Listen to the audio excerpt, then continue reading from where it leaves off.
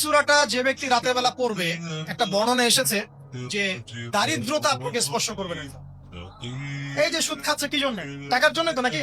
টাকা পয়সা ধন দৌলত করবেন, এই তো আপনার উদ্দেশ্য নাকি? এই জন্যই তো মায়ের সাথে জানা করছে, তাই তো? আল্লাহ বলছেন সূরা ওয়াকিয়া পড়েন, আপনার দারিদ্রতা দূর হয়ে যাবে।